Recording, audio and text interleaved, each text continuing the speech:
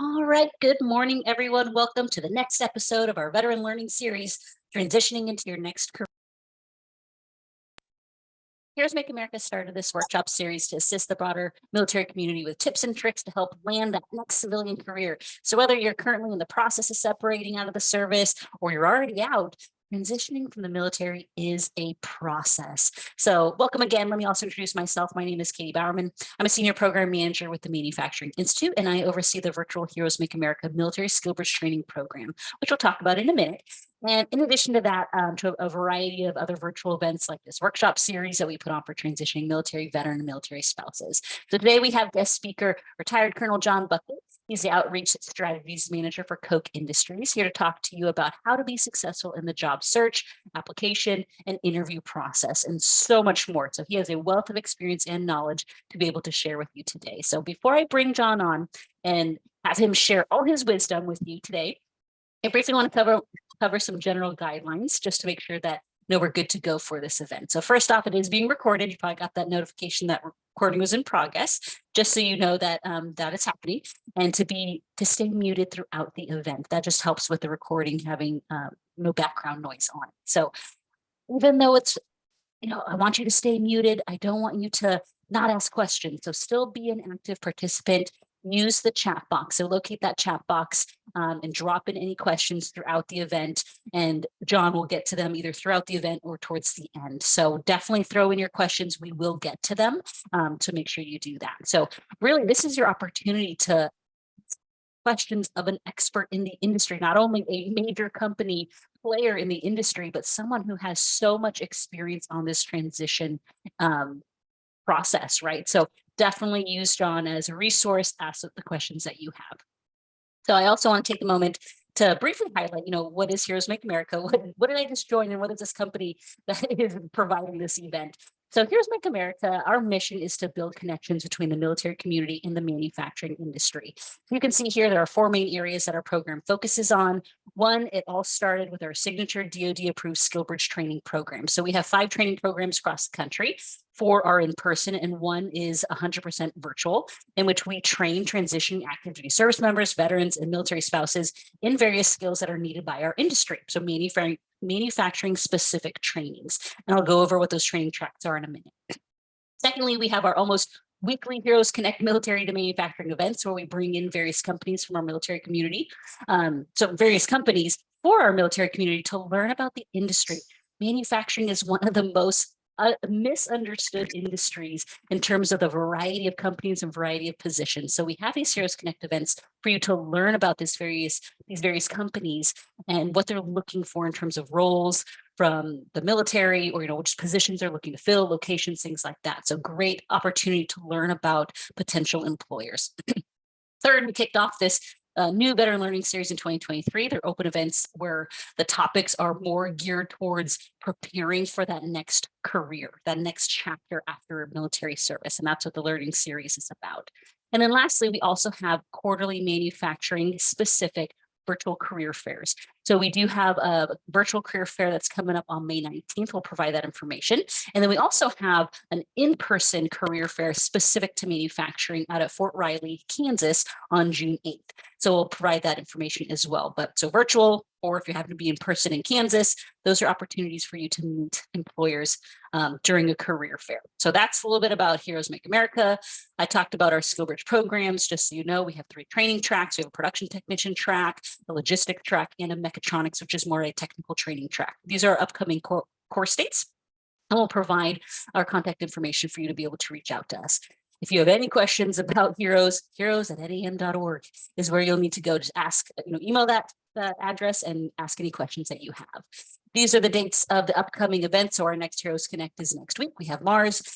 We have the upcoming virtual fair on May 19th. The next Veteran Learning Series, or our next month Veteran Learning Series, will be in regards to best practices when working with recruiters. And then we have our in-person career fair at Fort Riley, June 8th. So I just threw a ton of stuff at you. Lots of stuff. We threw in links into the chat box for you to be able to register for those events and find out more information. So that is enough about me, about Heroes Make America. I want to pass you off to the main event today. And John, the floor is all yours. Well, thank you, Katie. Welcome, everyone. Thank you for joining me this morning. I'm going to give you a little introduction about myself in a minute here, but I first want to just put in a plug for Heroes Make America. I've been working alongside the Heroes program now since their beginning. And I would honestly tell you that everything that they include in their program, above and beyond the active certification, tremendously reduces the challenges that you will have in your program. They provide certifications that we don't normally get in the military. That is definitely needed in the manufacturing environment. Moreover, they really teach you complementary skills to what you've learned in the military. And I can't speak highly enough about some of the additional things they do to really reduce the tension and the challenges with respect here to the movement. Now, that is an introduction. I can tell you personally and firsthand, as you may have seen in some of my posts, I was a comprehensive failure at transition. I was in the United States Army for 33 years, active duty, infantry. I worked alongside of the Chief of Staff of the Army for 2 years, the Secretary of the Army for 2 years. I commanded troops in combat and peacekeeping operations. As an infantryman, I worked for a 4-star admiral who was running the nuclear weapons programs for the United States. What about a fish out of water that was? But I am not telling you this at all to try to impress you. Instead, what I'm trying to do is tell you, well, you could understand how difficult and complex those jobs were, but nothing was as complex and challenging as my transition. And I mean that sincerely. And I'm not trying to scare you at all. It's certainly not a ploy to keep you in the military. But instead, I decided that since I was a failure at this, that I was going to study it as much as I could so that I could come up with very simple tips and tricks to help anybody in the military community succeed in transition. There is no reason why you need to go through the challenges that I did. I applied 155 times, and that is not even counting what I applied in USA.gov. And I didn't get so much as an invitation to an interview. Maybe that's not true. I think I got one invitation to an interview, but before the interview occurred, it canceled. So I was doing something wrong. And it took me a while to figure out that maybe it was me that was the problem. And certainly it was.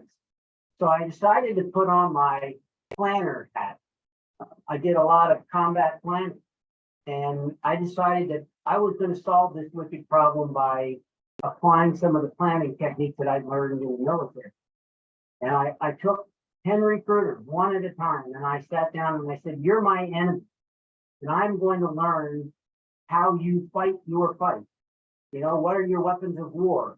What are your max effective ranges, if you will? But no, I really understood and started to learn how they do their job and why things are done the way they are done.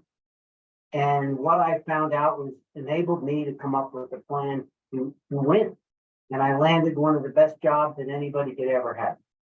Now, for the last 10 years, I've been sleeping with them. Not literally, but figuratively. And I've been learning from them every single day. And what amazes me is that all the challenges that I faced when I was transitioning in 2014, for whatever reason, are the same ones that you are facing today, almost 10 years later. And so I come up with some things that are relevant to you to help you transition. More importantly, as you might see in my presentations, I applied the warrior ethos, which is never leave a fallen comrade. Now, in this case, the definition of fallen is a little bit different, but it's the same concept, which is I'm going to share my lessons. I wrote an AAR, if you will, and I put it together in what we call the transition guide. It was just shared in the chat room. And there are very simple tips and tricks that are in that transition guide, and you will hear a lot of it today. So if I excite you at all in any way, shape, or form, you can follow it up by going to the transition guide and seeing just a little bit more detail. Or at the conclusion, you can reach out and connect with me. Connect with me on LinkedIn, send me an email, and see if there's something I can do to assist you in your transition. So that's my introduction. I also want to tell you, thank you for your service. In today's environment, it is amazing that you would take the time to sacrifice your life in some cases, put it on the line so that our country can remain free and safe. And so I thank you from the bottom of my heart. And it really means a lot to me in addition. So I'm a military family now. I was the first in my family to join the military, but now my son is in the 173rd Airborne Brigade over in Italy.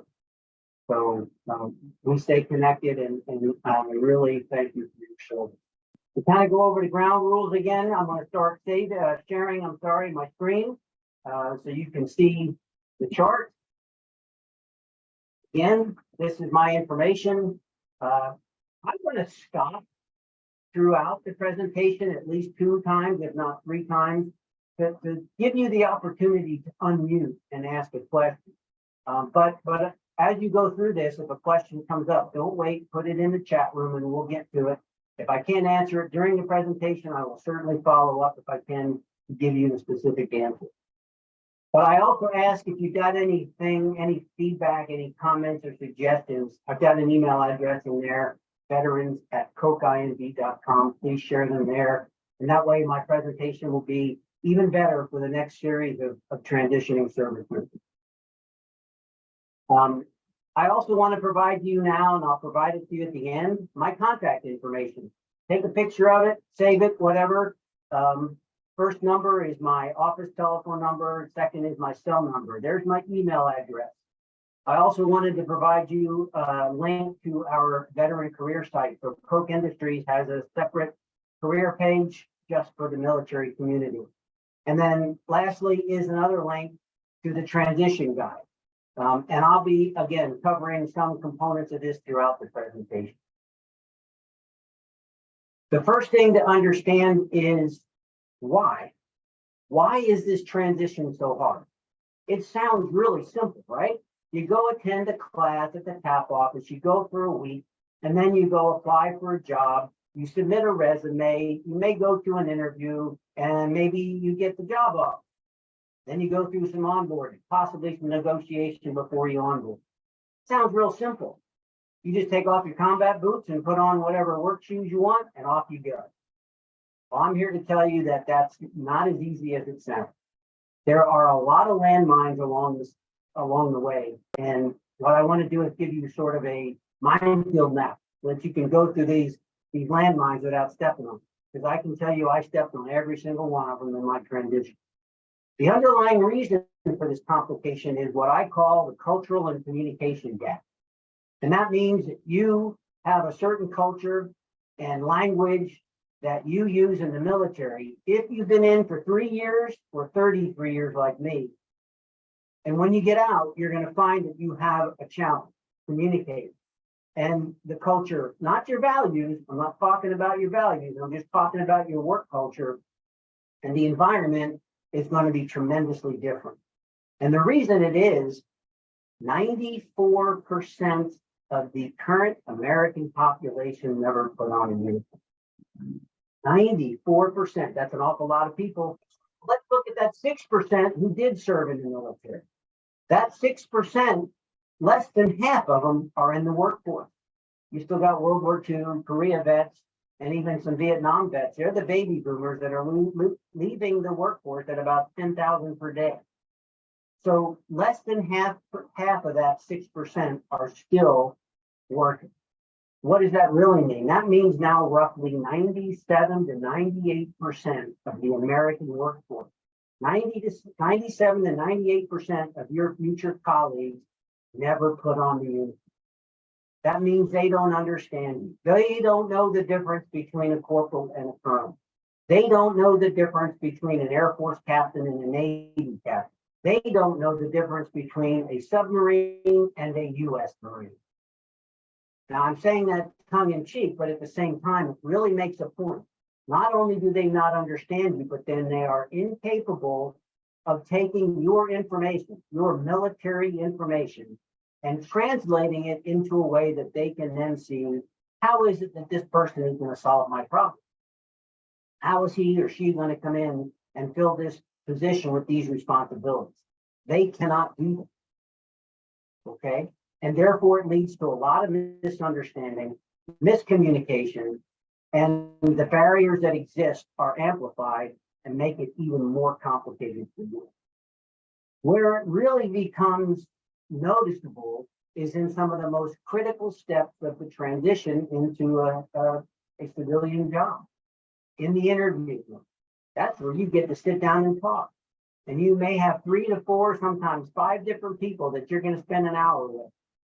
Imagine sitting in a room with somebody who didn't speak your language. They spoke a foreign language, and you didn't speak their language, and you just sat there and tried to talk to one another. You don't understand anything the other person is saying. That's what it's like. Okay. Secondarily, it's in your resume. Probably the most important step of the process for somebody to say, oh, I want to learn more about you. I want to invite you to an interview. Those 2 critical tools and critical steps in this selection process are absolutely complicated because of the cultural and communication gap.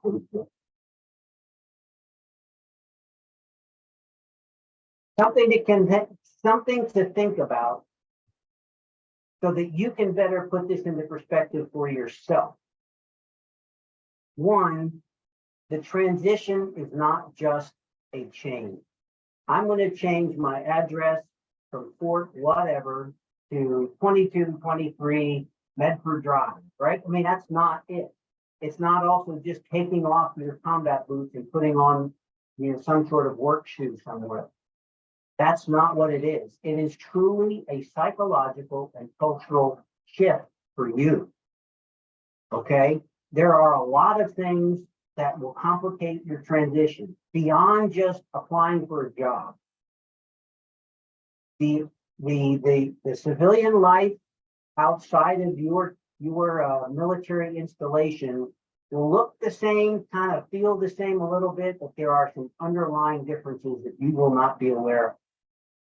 And something that you really need to do is take into consideration what those are.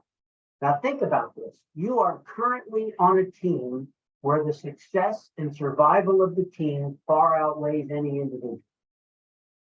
I mean, we wouldn't have heroes if we didn't have that kind of culture. But now you leave that team and you go into an environment where you have individuals who are focused on themselves, very independent, very individualized, and it just looks and feels different. Secondarily, you're coming from an environment where you know who the leader is. You know exactly who it is because it's the last person to walk into the room. Everybody stands at attention. Then everybody sits down. They got all the fruit salad on their chest. They sit at the head of the table, and then they start barking orders at you, telling you what to do and when to do it. That's not what happens in the private sector. In many cases, you go to meetings and it's all about collaboration. There is no decision necessarily made. It's about 2 people, 2 peers, maybe 10 peers who are trying to collaborate on an issue or a method or a process and to improve it or to adapt to some new changes. You don't have somebody walking into the room at the last minute and starting to bark orders at people. No, the first meeting I went to, the guy that called the meeting was sitting behind the computer trying to set up the room. And then when we sat down, Sally over here was sitting at the head of the table, but she didn't say anything during the whole meeting. Fred over there was the guy that was bringing up all the issues and talk. I thought for a minute he was in charge. And I left the meeting scratching my head thinking, well, nobody told me what to do. And that's when it started to dawn on me that the cultural differences and the organizational structures are so different that I had to learn to adapt. So I didn't go to a meeting thinking that it was some command and staff where we were going to be making decisions and plans. I had to truly understand what the purpose of the meeting was. So those are kind of superficial type of descriptions of the change, but hopefully I'm making the point that it is tremendously different when you take off the uniform and move into a different society and environment. This cultural and communication gap is absolutely the heart of the challenge. You can do some things, and I'll talk about it, to help reduce the friction and to increase the understanding and to improve your communication. And I'll get to some of those a couple of charts down. But the acclimation into the private sector could be debilitating to you. Think about this. 50% of transitioning service members will leave their first job within the first year. Half of you will leave your first job within the first year. And it grows to 80% in about 18 months. So that means people are having challenges during the transition, but more importantly, after the transition. And it takes them one or two different jobs to finally realize what it is that they have to change about themselves and their perspectives on things and their language to fit in. Here's the simple one. The use of the word sir or ma'am. That's what we do in the military. It's very respectful. It shows respect. But I was challenged by a hiring manager very early on in my civilian career.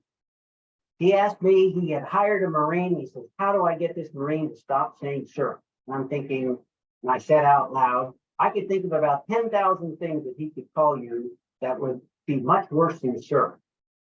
But it took me a while to really listen to him and understand what he was telling me. And what he was telling me was, he thinks that this Marine is untrainable because I can't even train him to start calling me by my first name. It's little things like that that you start scratching your head and realize I'm really outside of the comfort zone. So you've got to understand those simple things. Another one is on career growth and advancement. So in the military, I'm sure if you put in 10 years or if you put in 20 years, you probably had anywhere from 8 to 10 different jobs, maybe even more. I think I counted my 33-year career. I had close to 16 separate jobs in my military career. Now you look at that and you wonder, what? You can't hold a job? No. We understand in the military that for you to advance, to get promoted, you've got to go master these skills. And you only master these skills in this type of a job. Then you've got to go off to school and you got to have this education and this experience to get to the next job, to get the promotion. And when you take over a new job, you figure out what you got to do to get to the next job before you even completed your first week. Well, that doesn't happen in the private sector. People may stay in the same position for 20 years or more. The advancement and the growth and oftentimes comes when you get additional authorities, additional responsibilities, additional decisions. Your title may not change. Your seat may not change, but you will gain additional authorities and responsibilities. And so you've got to understand that when you start talking within your first week with a new job, what's next? You know, I've already got a whole week under my belt. I mastered this already. People are going to look at you and say, well, you're not ready to move on. And it's not about time. It's just that there's a lot of different skills that you've got to learn. And the other thing that I learned, the very last bullet, is that veterans truly always take care of veterans. It doesn't matter what service you're in, what rank you were when you were in the military. It doesn't matter. It just seems to be the old team concept that I talked about, where the success and survival of that team far outweighs any individual success. We tend to look after each other. And I've asked many veterans around here to do some things, and I'm never without a volunteer. There's always somebody that steps up to the plate when it comes to taking care of other veterans. So take that into consideration. And when you get to your new workplace, maybe you look to a veteran in that workplace and ask them to be your mentor so that they can continue to assist you in learning new language, learning new culture, and so on and so forth. That's really, really important. So I want to stop real quickly. I'm stop sharing at least before I get into some specific lessons and tips and best practices. I'm looking at the chat room. I don't see any questions, but I'm going to hesitate here for about a minute to see if anybody raises their hand and wants to ask a question on anything I've talked about so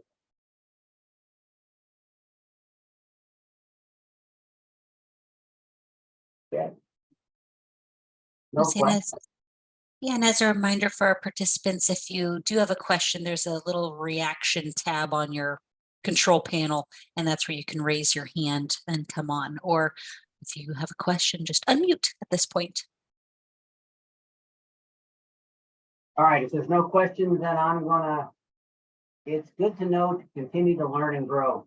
Yeah, Troy, that's absolutely well within your abilities when you get into the private sector. You just got to understand that the opportunities are not going to be designed for you. Like in the military, you have somebody sitting in Alexandria with a plan and they say, yeah, after 18 months here, this is where you got to go. You get maybe one or two choices. That's not going to be the case. Here, and even in my company, especially Koch Industries, we take ownership of our career. We have supervisors who will help coach and guide us, but we are the ones that design our career path. And there are plenty of opportunities to advance and grow, to move laterally and so on. So good point. All right, so I'm going to start sharing my screen again. And I'm going to start getting into some of these best practices and lessons learned. So the first thing to understand is you don't need to go off and start writing a resume. And that's what we all do. That's what I did. I think I spent my first 3 weeks sitting there writing a resume, poring over every single word, trying to change things. I sat there literally. I took my award citation and I started cutting and pasting my award citation. Then I went to my efficiency reports and I started cutting and pasting bullets that commanders wrote about me and sticking them into my resume is what I tried to call it. And I wrote this 3-page resume and I just over and over and over again tore it apart, changed this word, made all sorts of things. And then I handed it off to my buddies and they all said, man, this is great. This is awesome. Can I share this? I said, sure, you can copy and paste all you want to. And then I gave it to the very first recruiter who looked at it like a pig looks at a wristwatch. And that's when I realized, well, I just wasted half of my life. Why am I writing this resume? I had an approach that was tremendously wrong. And I'm going to get to that in the next couple of charts where we'll talk specifically about the resume. But my point here is don't waste your time on a resume today. If you're not ready to apply, you don't need to be worried about your resume. The first thing you got to do is what I call prepare for combat. It's like anything else you've ever done in the military, whether you're a civilian or you're a spouse or you're on active duty, National Guard reservist. We all do the same thing. When somebody tells us what to do, we stop, we think, what do we have to do? How do we get it done? How many people do we need to do it? What are the resources we need? We need to get something out of the motor pool. We got to do all the work to get it ready to go. I mean, we do all sorts of preparatory work. We do pre-combat checks. We do all these different things to get ready to do the mission long before we take that first step. But when it comes to transition, what's the first thing we do? We go write a resume, and we don't really prepare. So my advice to you is stop and then begin to prepare. Think of it this way. If you were on a combat mission and you're sitting there and you don't have any plan, you don't know what you're doing, you don't know what you're going to do, what your boss is telling you to do, you're just sitting there and you say, oh, look, there's a hill in front of me. I'll go attack the hill. And once we get to the hill, then we'll figure it out from there. That's not what happens, right? We start with a strategy. We say, what is the result we're going to try to achieve? Are we going to try to win this? Are we going to try to secure ground? I mean, right, we come up with a plan of whatever it is. Then we sit back and say, okay, is that hill even important to me? Should I go after it or can I just go around?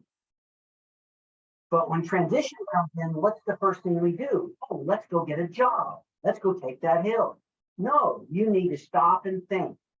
Where do I want to be in 10 years or 20 years? What kind of a career do I want to have? And then you work your way back and sit there and look at that job and say, is that a job I really need that's going to get me there? Or is it just something nice to have? Because if it's just something nice to have, then you're going to end up being one of those 50% who leave that job within the first year. And then life gets more complicated. So the first thing you need to do is what I call the top 10. I say, identify your top 10. What is the top 10? Well, in my mind, they are things that are both important to you from a personal perspective, a family perspective, and maybe even a career perspective. Things like, I want to work in a place where I have good work-life balance because I want to coach my kids in soccer. Or I have a GI Bill and I need the job and I need a company that's going to allow me to adjust my work schedule so that I can use my GI Bill to get an additional degree that would then advance me in the same company with the same type of career field. Or I want to be able to go hunting and fishing on the weekend.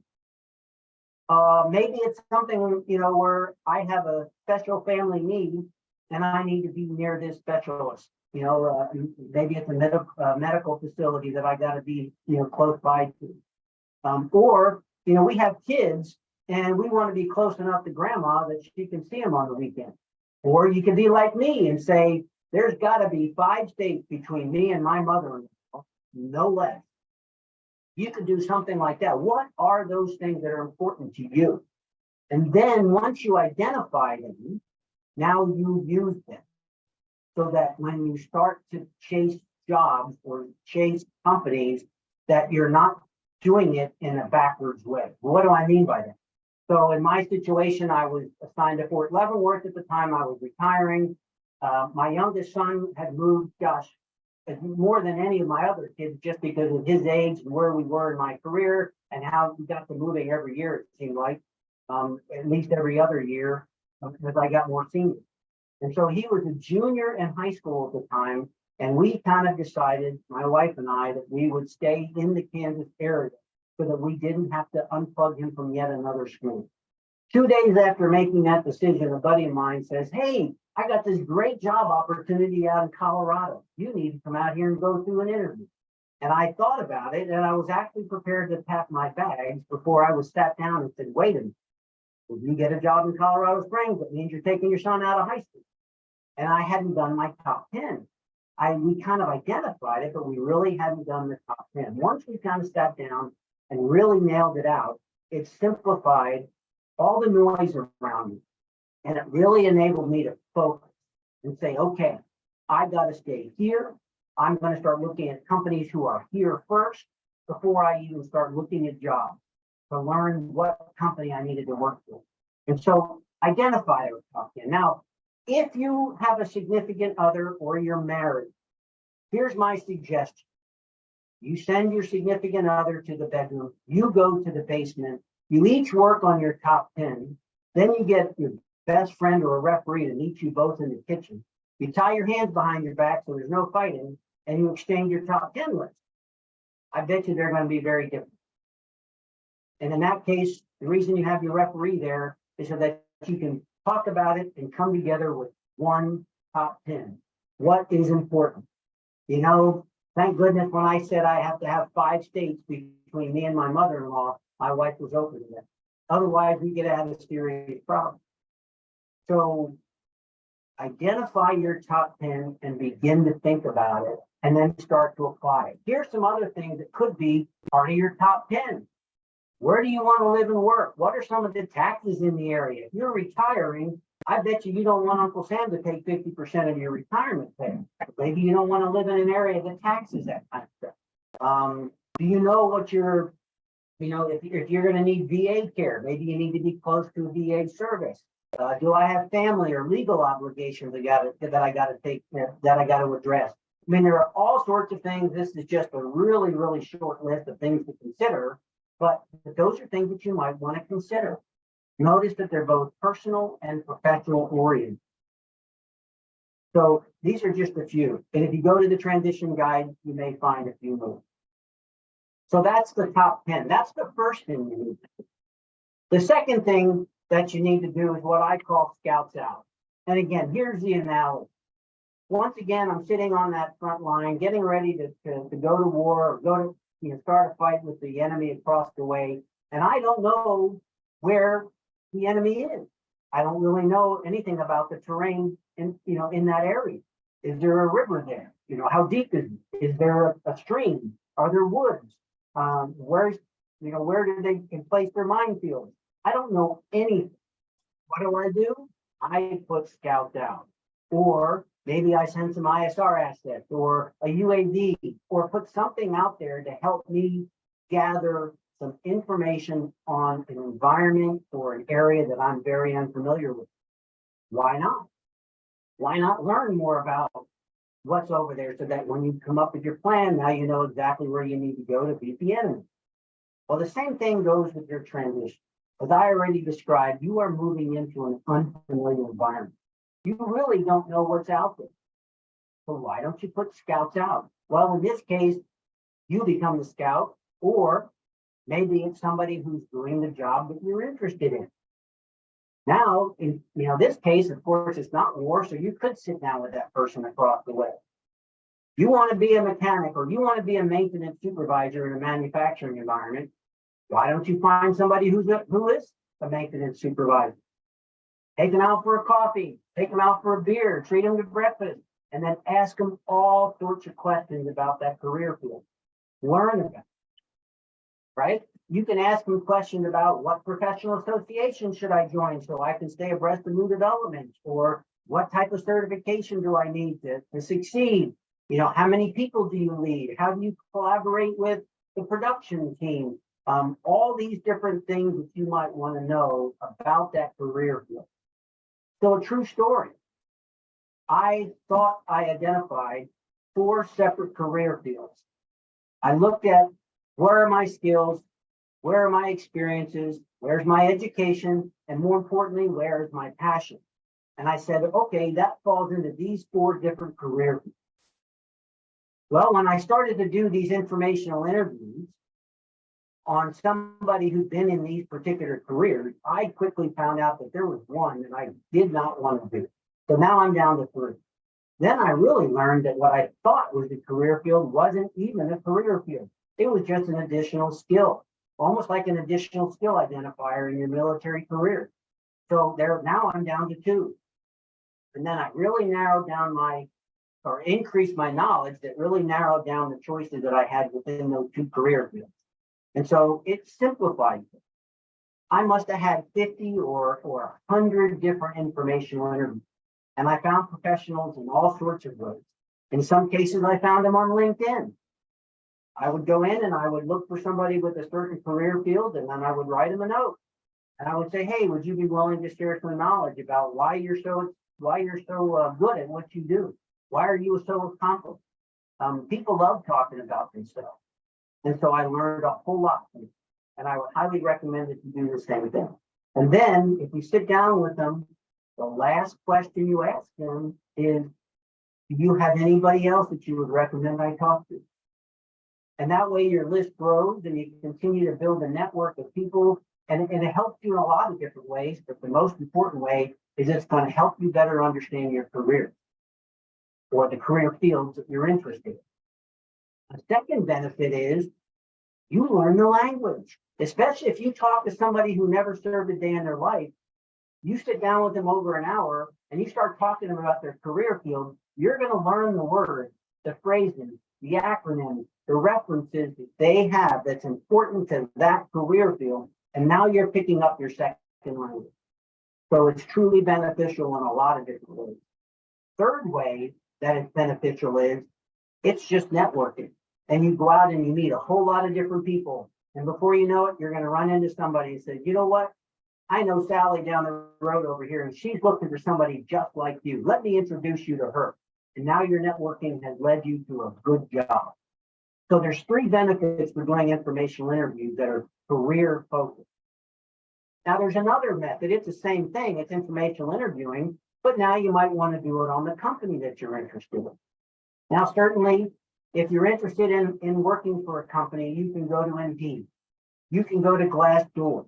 And you can learn what the employees are saying about that company. You can go to the company website and you can see what they list as their employee expectations. But that's not going to give you a full picture. So now you want to go work for, name the company, and you want to learn more about it. Why not find somebody who's working there? Take them out for a coffee and ask them, what's the leadership like? What's the culture like? What are the expectations like? Do you have a work-life balance? Are you able to coach a team? Can I volunteer to improve the veteran community around here? What are the different, I mean, so you can ask them questions and learn more about the company. And I would highly suggest that you do both of those, one oriented on career and two oriented on the company before you ever start to look for a job. So start off with your top 10. Identify. Now, it doesn't have to be limited to 10. If you want to list 12 or 16, great. But the idea is you've got to be able to manage, keep it narrow, keep it focused on what's most important and critical. So do the top 10, use that tool to go out and start doing these informational interviews. Find all you can about the career field so you can narrow it down to what you really want to do. And then secondarily, maybe even do it relative to companies so you can find out what company you want to work with. So once you've done that, you find a job, you're going to start looking, I should say, you're going to start looking for jobs. Now you start looking at job descriptions. I would tell you that we tremendously undervalue and underappreciate job descriptions. And when I say we, I mean people in the military community, me as well. When I was in your shoes, I didn't really even understand a job description. I didn't understand why certain things were in the job description.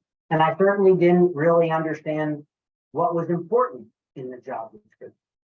So now I understand. And I would tell you that the job description itself is probably the most important thing to understand in the entire process.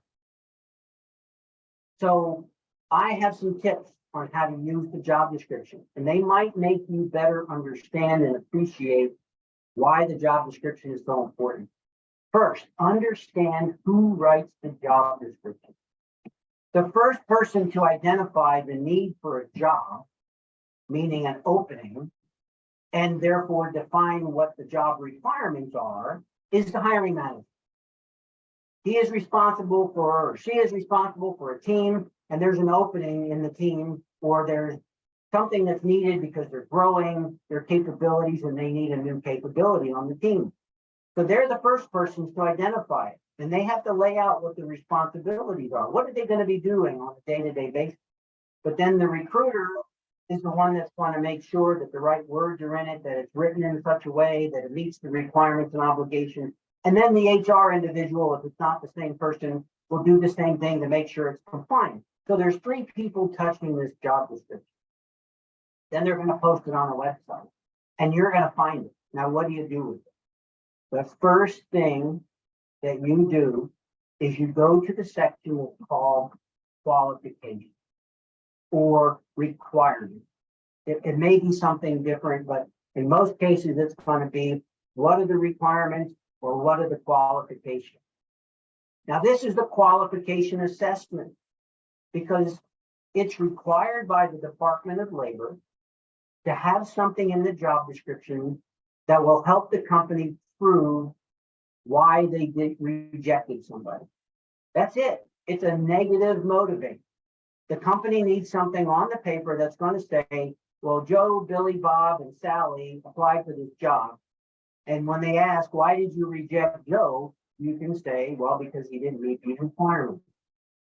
And so that's the justification. And companies get audited by the Department of Labor a lot. So that's why the requirements are there. And they're not just made up.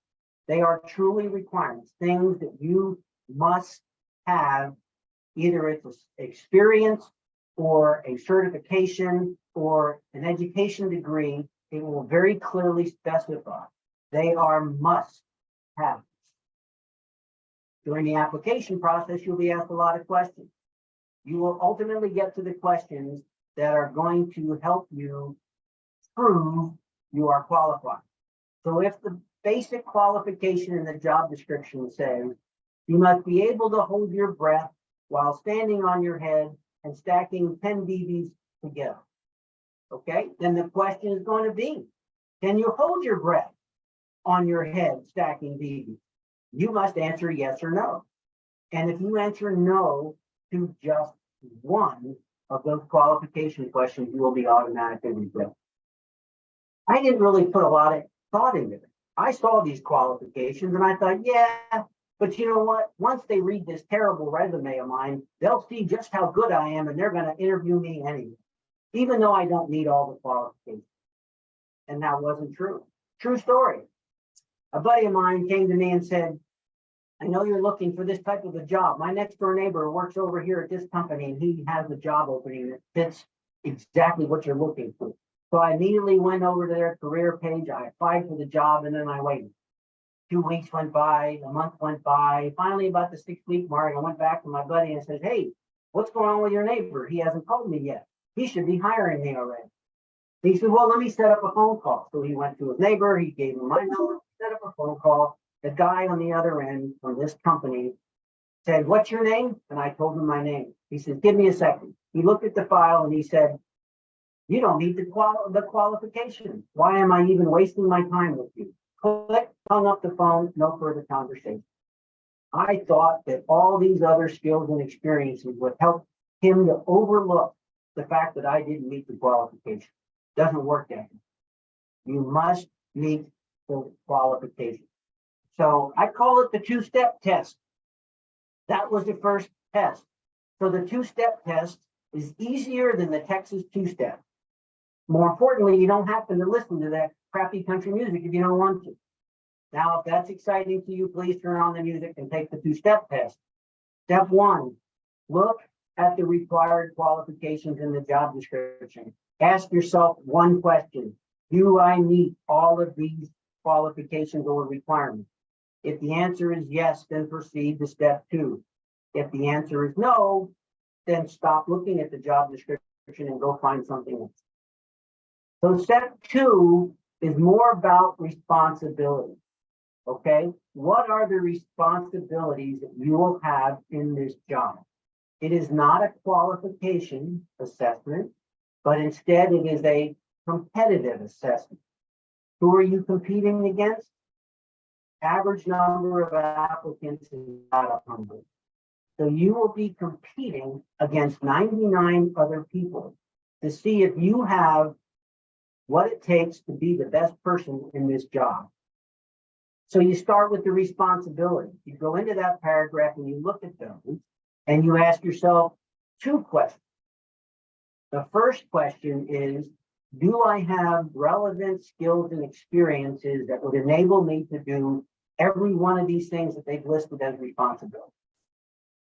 Okay, now the second question is probably the most important, and that is, did I show this in my resume? That's it. That's your first lesson in writing a resume, is it's got to be addressing all those responsibilities in the job description, practically 1-for-1. If they have a responsibility in the job description, you will be expected to be able to do that from day 1. Now, how it's done within the company, within the new responsibilities and so on, you'll get trained on that. But you've got to understand that whatever it is, that responsibility, you got to understand and know how to do it. So that's important. And then secondly, it's got to be in your resume, because people need to look at that and say, oh yeah, this person can do this job. Look at all these responsibilities that he's able to do. So that's what I would tell you is a critical preparatory action to take. Top 10, do your informational interviews. Once you start looking at the job description, you ask yourself, take that 2-step test and ask yourself, do I have the qualifications and do I have the skills and experiences to do the responsibilities there? Those are the most important things. So I'm going to stop sharing. Once again, I see there's a couple of remarks, I think, in the chat. Are there any questions? There was just one in regards to the sir, ma'am, and it being more cultural in certain areas based off of being raised, and trying to undo that habit after the military. I'm not sure I understand. Okay. I see Edwin put in there, not an uncommon challenge. I think the sir, ma'am also is culturally appropriate for certain regions where it is acceptable. Yep. I don't disagree with it. I think the point wasn't so much that it's all about saying sir or ma'am or not saying sir or ma'am, as much as just making the point that sometimes the words that we use that we're used to in the military are not necessarily understood and or may give a different impression about you than what we're used to based on being in the military. You know, I had some unique challenges when I got out of the military and in my first couple of days, and really it went on for several months. One thing that was pretty interesting is anytime I ran into my supervisor in the hallway, which was common, we worked rather close to each other, and if we went to the bathroom or went to lunch or went somewhere in the building and we crossed paths, if we'd have a hallway conversation, I found myself standing at a position of at ease. It's like, why am I doing this? I walked through a parking lot one time and I was coming across somebody and we were crossing paths and I saluted them. Every time that I was in the office and I was getting ready to go home, I panicked because I'm thinking, where's my cover? I don't have my cover and I got to go outside. And then the one final one that was kind of interesting was I sat in a private room that was adjacent to cubicle farm. All the way over on the other side of the cubicle farm was an administrative area. And believe it or not, we were still using 3-hole punch. And anytime somebody used the 3-hole punch, to me, it sounded like somebody chambering the wind. And so I became hyper vigilant just sitting there in my small room. So there are challenges outside of the words that you use sometimes that will cause conflict and friction within your being. So you just got to understand and appreciate that. Any other questions? If not, I'm going to proceed on and we'll start talking about the rest. Okay. So here we are at the resume. The first thing you've got to understand before you write a resume is to understand how it is used. If you don't understand how the resume is used, then you may not write an appropriate resume. I know that somebody that was trying to coach and mentor me in my transition used to say that the resume is what's going to get you hired. And I will tell you that that is not what's going to get you hired.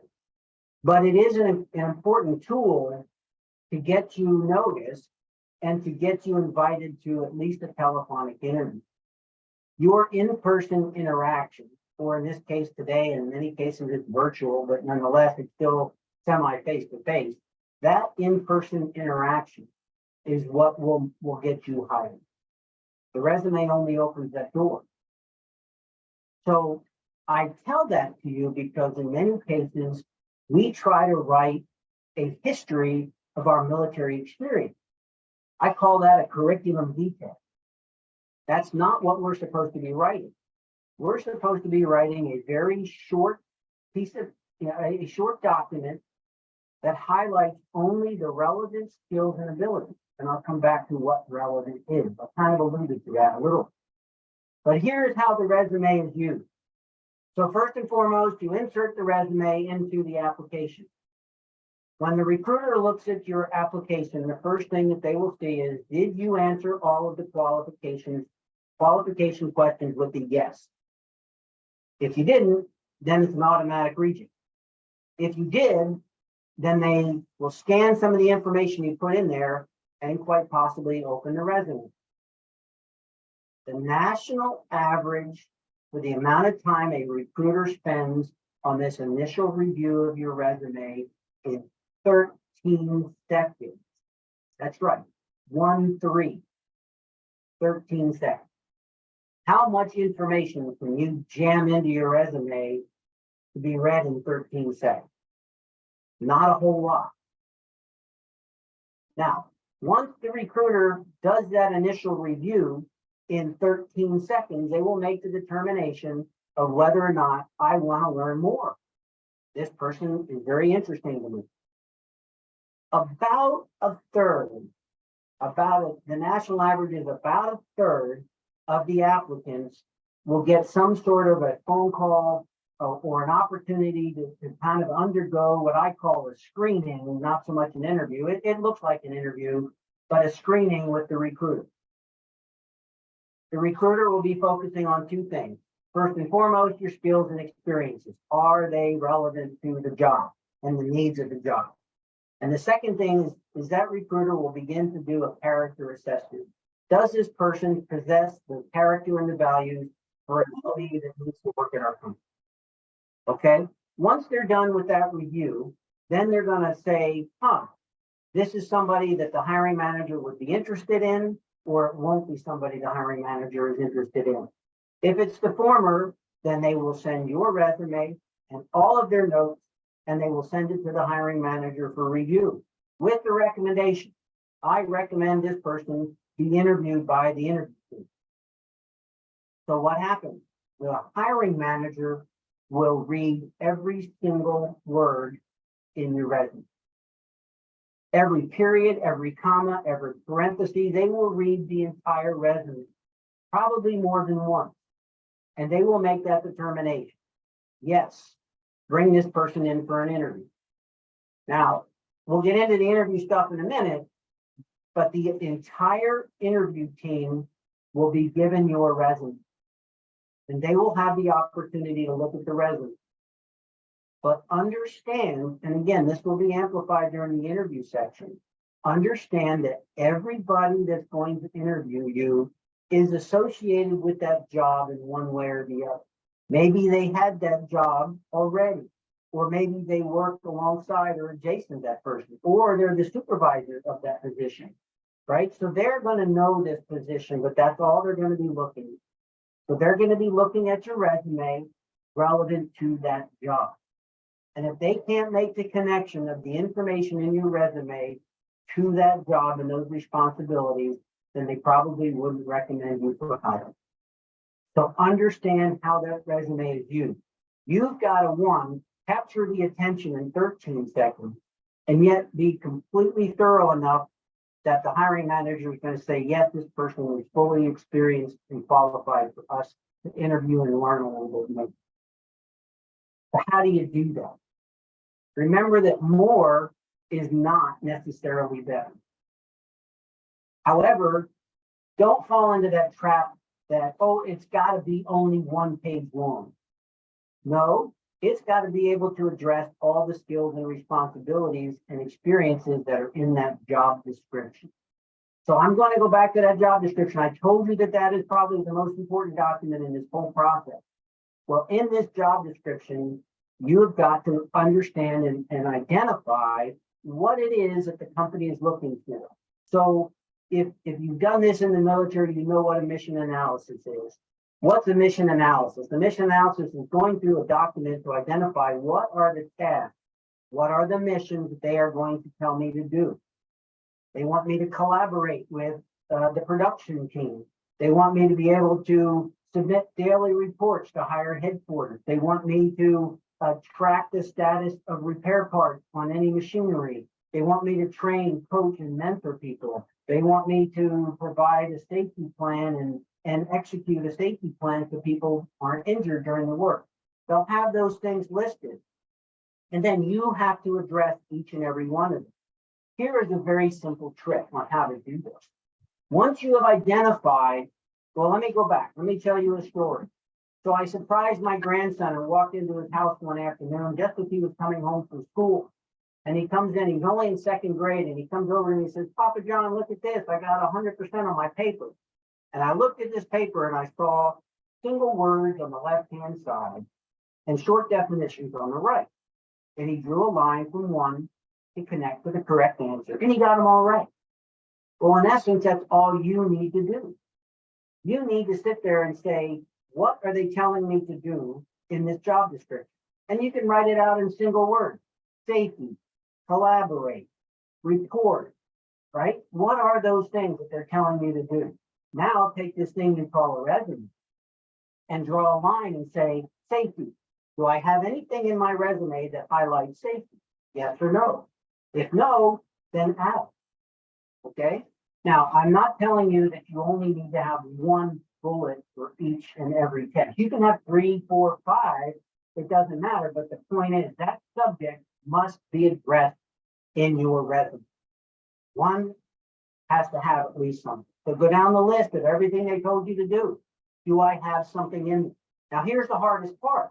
Once you've got everything connected, you've got a line from this to, and you've added a bullet, and you've got everything addressed in the resume. Take a look at that resume again and say, is there anything in this resume that is not connected to the words on the left?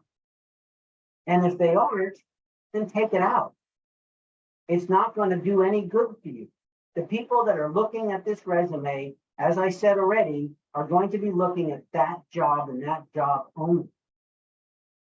The interview is where you have an opportunity to reveal your potential for bigger and better things, not the resume.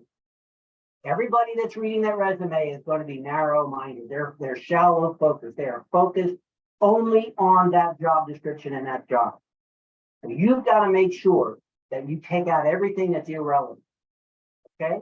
So that's one of the things that you need to do to write a good oriented resume. But here's another one. The opening paragraph. Do not make it an objective statement. Everybody wants to write an objective. I want to work for your company and turn your company into a multi-million-dollar whatever, right? Once you apply to the job, the objective is clear. So if you write an objective in your resume, you're wasting time. You've only got 13 seconds to attract somebody. So why would you waste your time on something that is not necessary? Instead, you want to write an opening paragraph that explains that you can do the job. So here's what I see a lot from military people who are writing the resume. Oh, I was a senior leader with accomplished results, managed, 55 people and a budget for $2 million, have a top secret security clearance, and on and on and on. What did that say about your job when you want to be a maintenance supervisor? Nothing. So instead, you write a paragraph about being a maintenance supervisor.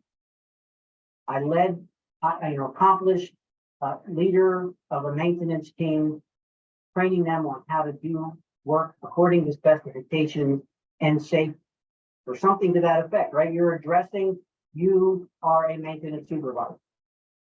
So that opening paragraph is critical, and I see far too many people blowing it because they want to write some summary about their military experience. That's not what anybody needs to see. What they need to see is that you are a maintenance supervisor, and that's it. Remember, they don't understand rank. They don't understand a lot of things, so you need to make sure you're just very narrow. Now, here's the trick. Go to I don't care, go to Google, go to any search engine, and you type in, what are the principal skills needed to be a maintenance supervisor in manufacturing, or something to that effect. And I don't care, pick the first article or the 101st article. Somebody's going to have written something about it, and they're going to list, here are the 5 things that you need to do to succeed as a maintenance supervisor. Maybe that's what you use as your outline as you write that opening paragraph. You only focus on those things that somebody has said is important, because now you're really talking to who's going to be the one approving the maintenance supervisor, maybe the superintendent, or maybe somebody that's been a maintenance supervisor. So now you're showing them that you are a maintenance supervisor. Okay? So do the crosswalk, write a powerful but very short opening paragraph that shows that you are a maintenance supervisor.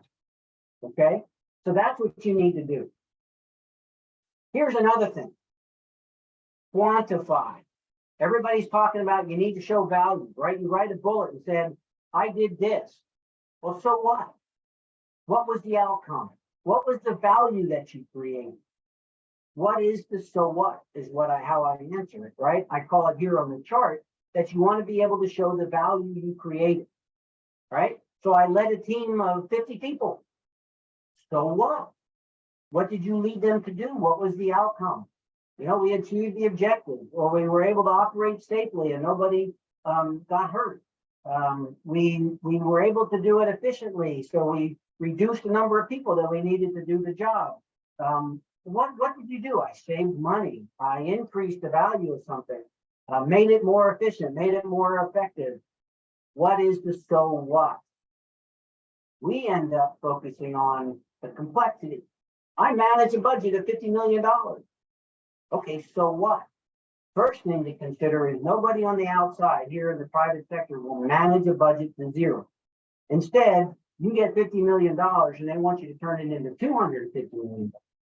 So telling somebody you manage a budget down to zero isn't going to help you very much.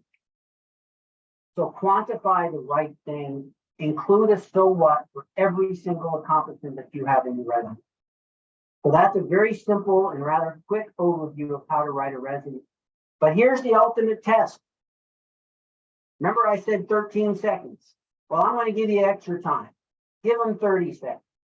Take your resume, hand it to somebody that you don't know, and give them 30 seconds to read your resume. At the 30-second mark, take the resume away from them and ask them one question. What career field am I pursuing? Not what career field did I do, where have I been, but where am I going?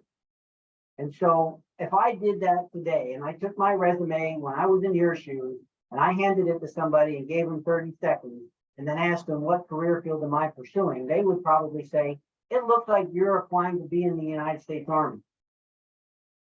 That's not the answer I want to get. I want them to come back to me and say, looks like you want to be a maintenance supervisor in manufacturing. So that's your ultimate test. So I know that was a lot of stuff about resume writing. So I am going to pause, see if there's any questions out there, see if anybody wants to unmute and ask me a question. So Vernal says your resume is not going to be a one-size-fits-all. It is a living document. Be prepared to write several tweaked resumes to fit several job descriptions. Excellent point, Vernal. Absolutely correct. I hope I'm pronouncing your name properly.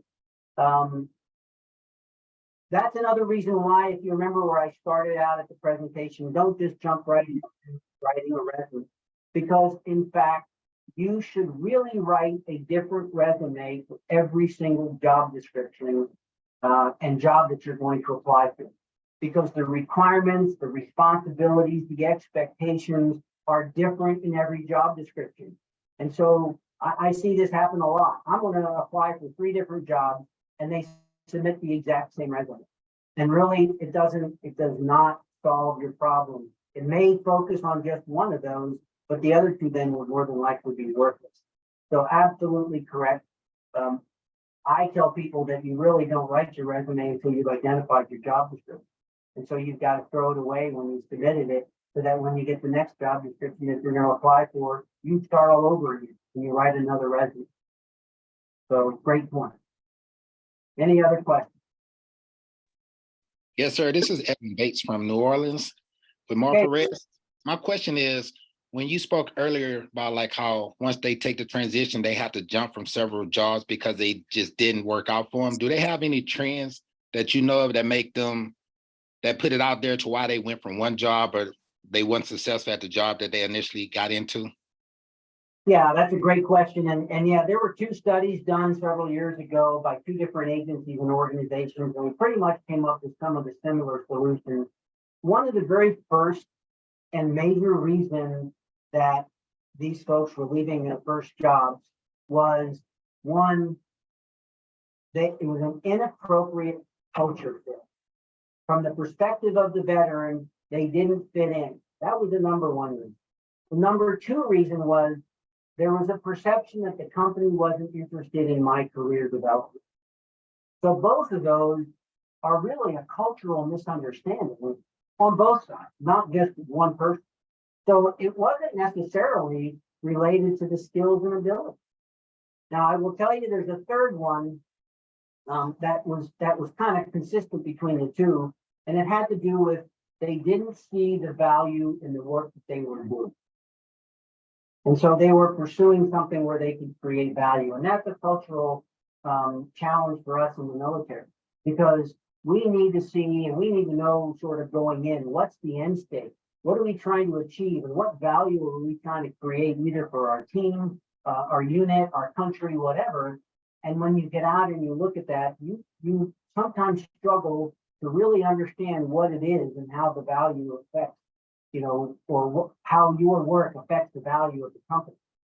So that takes some understanding. So all 3 of those are somewhat culturally related, more so than anything else. Now, I will tell you one other one that I tend to see. These were not results of either of those surveys, but I would tell you that a lot of the people that I see who leave their first jobs when they come work for us is tied back to the top 10. And a lot of times it's because they ended up just taking a job. Look, I'm in the military. I've moved all over the world. I can go wherever you have a job. Don't worry about it. So we sent a guy down to southern Alabama. Both he and his wife were from Oregon. After about 8 months, it got to the point of, why are we here? This isn't our home. And we're not, we don't need to embrace the suck anymore, right? Everybody's familiar with that term in the military. We talk about we have to embrace the suck. Well, guess what? When you get out of the military and you're in a civilian career, you do not need to embrace the suck. You need to be satisfied. And so that includes the location.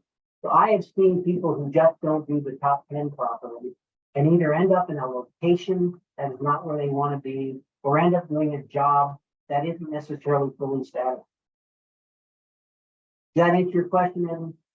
Yes, sir, it does. Thank you very much. Okay. Any other questions?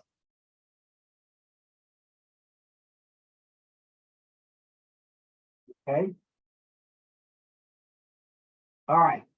Well, I'm going to move on then, and then maybe we'll have some other questions in a bit. We're going to talk a little bit about interviewing and negotiating. So, assuming you make the application, they love your resume, they bring you in. Now, this could go, the interview preparation tips that I'm giving you are relevant to your first discussion with the recruiter. I kind of call that a screening more than an interview, but it really resembles an interview. And or an interview preparation for an in-person interview. Now, there are other techniques out there. A lot of companies started using tools like HireVue. So, and I'm just going to spend a second explaining this because you need to be prepared for this as well. A company will send you a link. They say, we want you to do an interview. Here's a link. You click on the link and a program opens up. And it describes what you got to do. And then a question appears. You get a few minutes to study the question and prepare your answer. And then your computer starts recording your answer. And you have sometimes, 3 minutes, 5 minutes, it'll tell you how much time you have. It records you as you answer the question. And when you get done with 3 to 5 questions and you click finish, the system goes right back to the recruiter, and that's what they view as opposed to an in-person interview. They view that video of you answering 5 questions or however many questions they pose for them to make an assessment about you. So you've got to be prepared for that. But many of these same preparation remarks that I'm going to make even fit with doing a HireVue type interview. Okay, so you could be called into, a lot of companies are going back to calling you in, flying you to the right location if you're out of state, bringing you on site.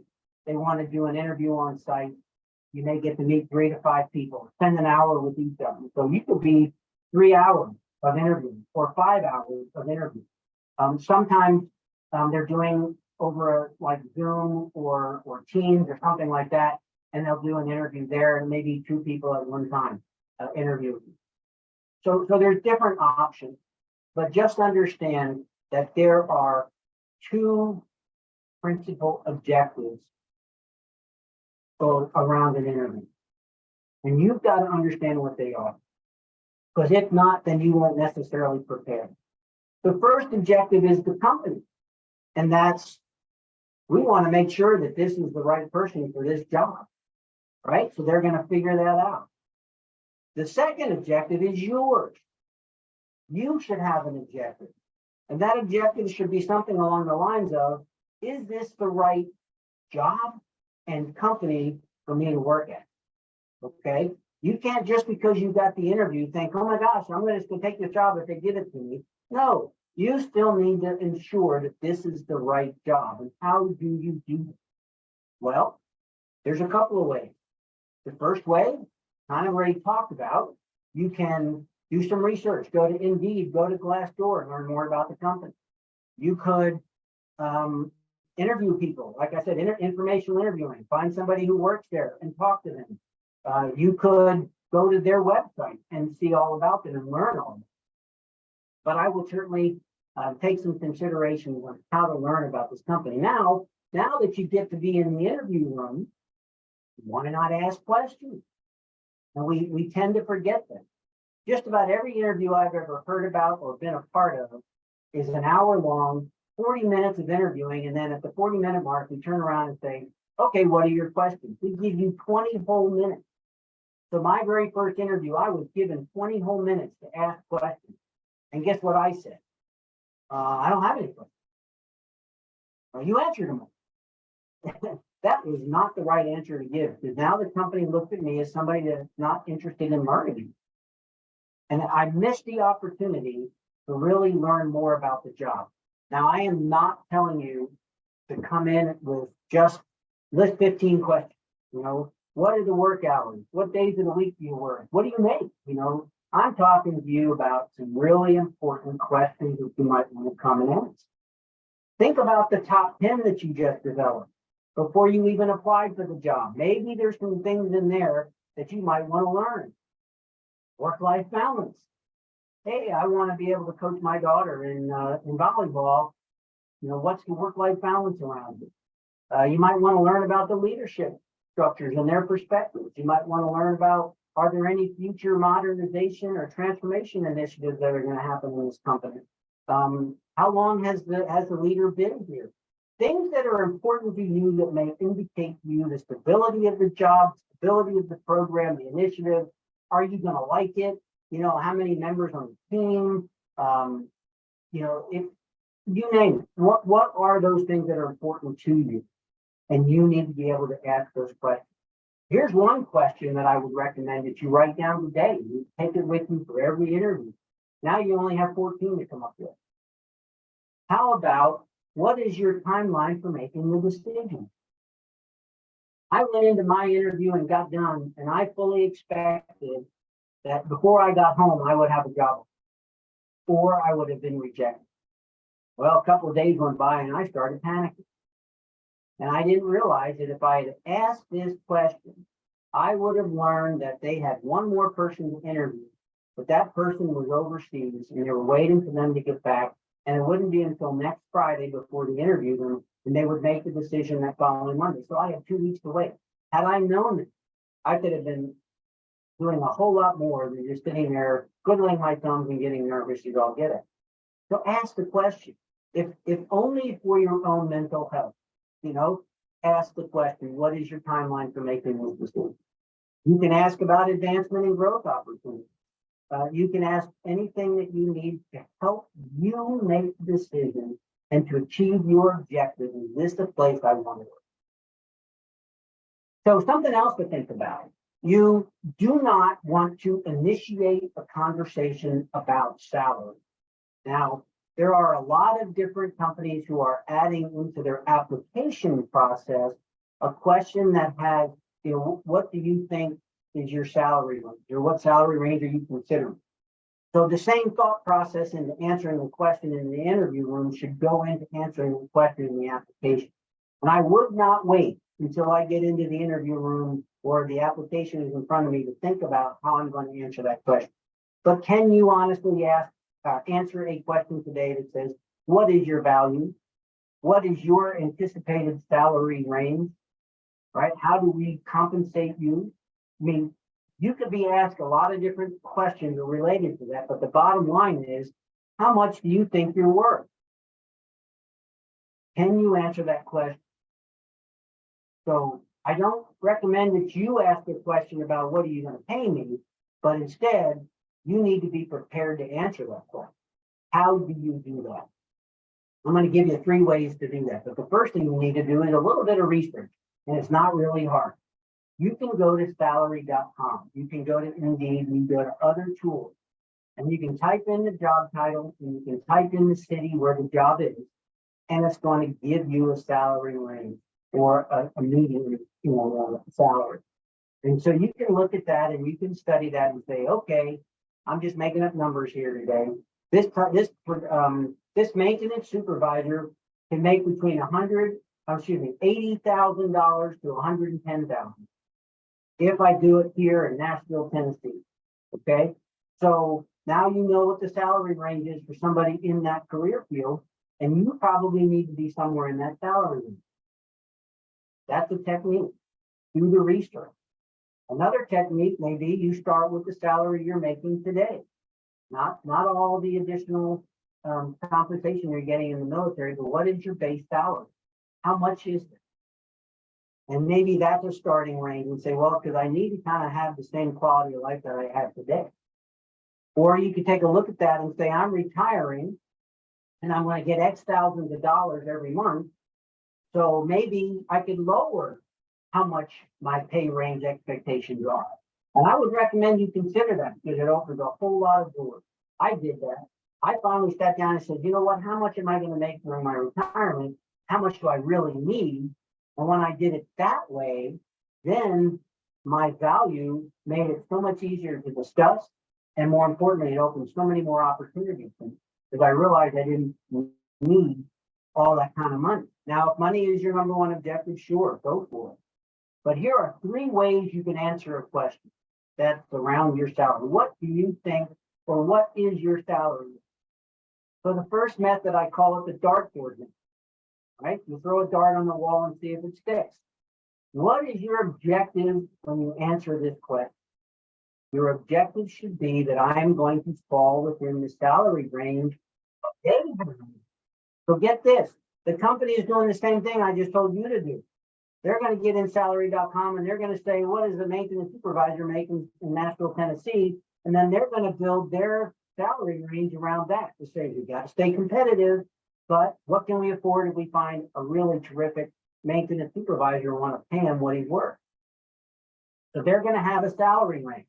So when you're asked that question, your objective is to end up in that salary range. So the dartboard method is just throwing a number out there saying $90,000. Hopefully that $90,000 ends up in their salary range that they have. Because if you end up outside of that salary range on the high end, there's a good chance that they're going to say, thank you very much, but we're not interested in hiring because we can't afford you. Is basically what they're saying. So you don't want to disqualify yourself. You're only in the interview room. They haven't made a job offer, right? So you want to end up in their salary, in their salary. So the second method is to throw a range out at them. Based on the research you did, you could say, well, I see that most people who start out as maintenance supervisors in Nashville, Tennessee, make about $90,000. But because I bring 10 extra years of military service with doing maintenance work and as a maintenance supervisor, I think a good consideration could be between 90 and 110. Now you've thrown a range at them. And if it falls within their range somewhat, then you may get invited back either for the final interview or to get the job. I'm sorry, the job offer. Now here's the third method. I call it the flip it method. And this is what I ended up doing. What's the flip it method? Well, again, remember the objective of the question. The objective of the question is just to see if your expectations meet theirs. So this is not a test. Okay, you only fail if you give them a number that's way up outside of the salary. So instead you flip it on. Look, salary isn't the number one reason I'm looking to work for you. I'm looking to work for you, blah, blah, blah. You explain all that and then turn it around and say, what is the salary range you are considering? So you flipped it on them and they're going to answer you. They're going to tell you, oh, we're looking between 80 and 110. So now you know. Now, here's the one caution. This is not the negotiating table.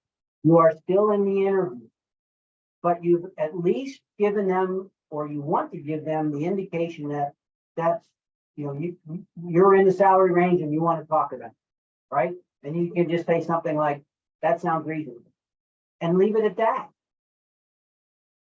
Or, that's exactly my salary range. They don't need to know what you really had, but the idea and the objective is to get to the next step.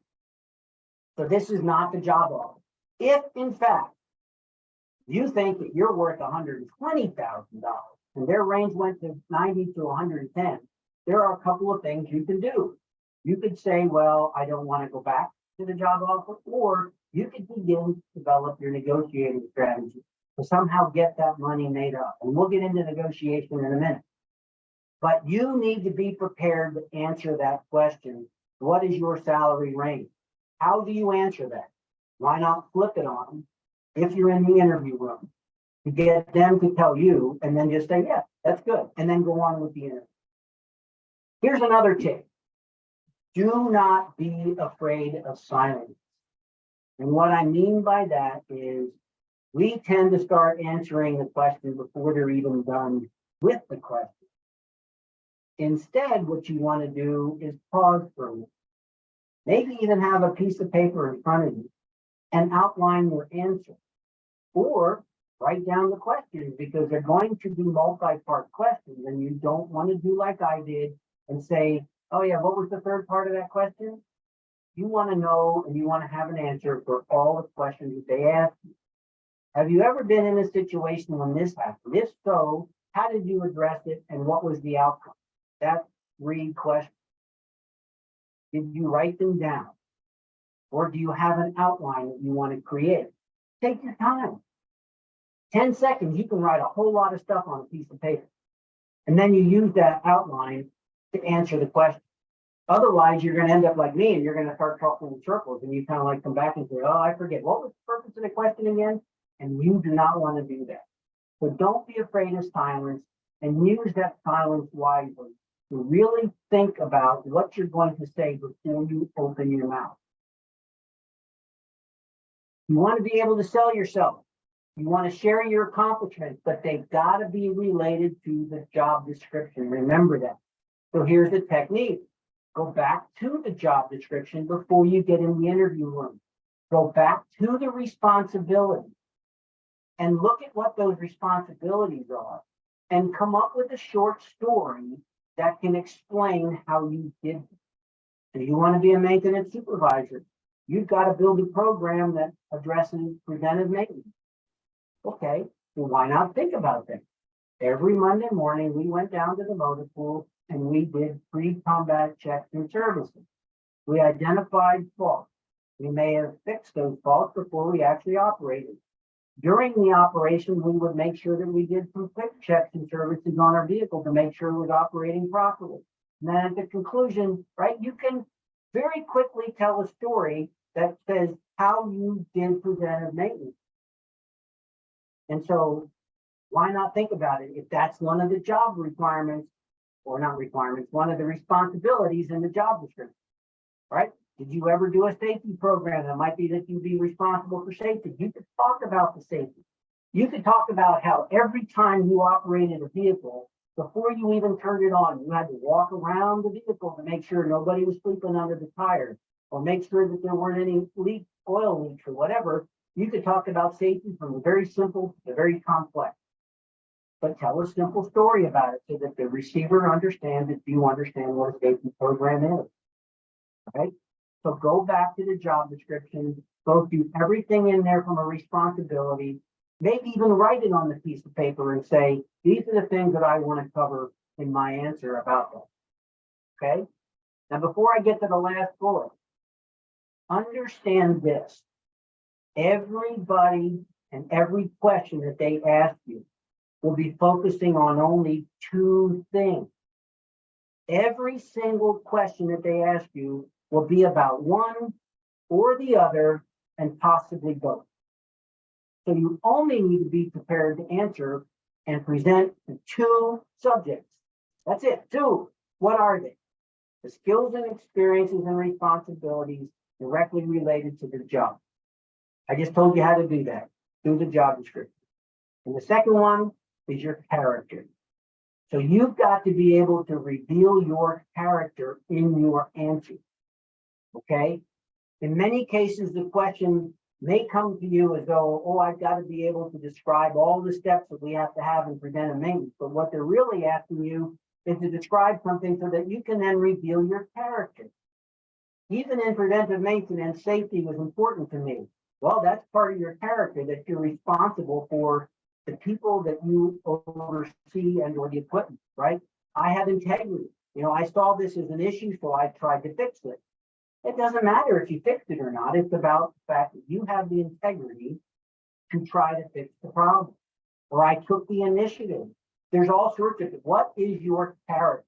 2 things. Skills and abilities reveal your character. So if you go back to being, do not be afraid of silence, and you're writing an outline, maybe part of that outline is, what am I revealing about my character? I want to highlight my integrity. I want to highlight what is it. Okay? Very simple. 2 things, that's all you got to prepare for. Now, the last thing is somewhat connected to it. I call it the weakness, mistake, failure question. If you prepare to describe a situation that highlights your personal or professional weakness that led to a mistake that ended in a failure or something, then you would be prepared to answer this question. You may only get one part of it. That's okay, because now you've got the whole thing put together and you can peel out this one part of it. I'm going to explain it. I'm going to give you some examples. But again, you got to understand the why. The why is, the first time I was asked this question, I thought the why was that I could reveal my weakness, because they could go back to the drawing board and they could say, we don't want to hire him, because did you hear what his weakness was? That's not why they're doing this. They're doing this because they want to see somebody who's willing to take criticism or even self-criticism. Why? To get better. So if you can't talk about your weakness or the fact that you've made a mistake or that you failed at something, then more than likely they're going to interpret that as saying this person is not capable of learning, because you're not capable of learning from hard knocks, or failure or whatever. What do we do in the military after an operation? Whether we win or lose, we do an AAR. Why do we do the AAR? We can highlight the things that we want to improve in, highlight the things that we want to sustain. You should do that about yourself. And you will be asked this question. They could come to you as, in your last annual review, what did your supervisor say was the area that you needed to work on? Or it could be, have you ever failed at anything? Tell me about it. It could be anything along that line. So if you think about it from a perspective of a holistic story, highlight the weakness, talk about how it led to a mistake, and then it led to a failure. And I'll give you an example. A senior supply specialist was asked that question, and her answer was, in the military, you are often responsible for a team, developing the team to perform as a team, but you're also responsible for the individual development of each member of the team. One of my professional weaknesses was that I was absolutely scared of being considered a micromanager, to the point where I would not check on the development of my individuals. And one day we were given a no notice surprise exercise, an alert, where they were testing our ability to do our job. We had a new member on the team. I told him what he needed to do on the team, and because I was so afraid of being a micromanager, I never checked on him. And this person was incapable of doing his job as far as him to make a serious mistake and led the team to failure.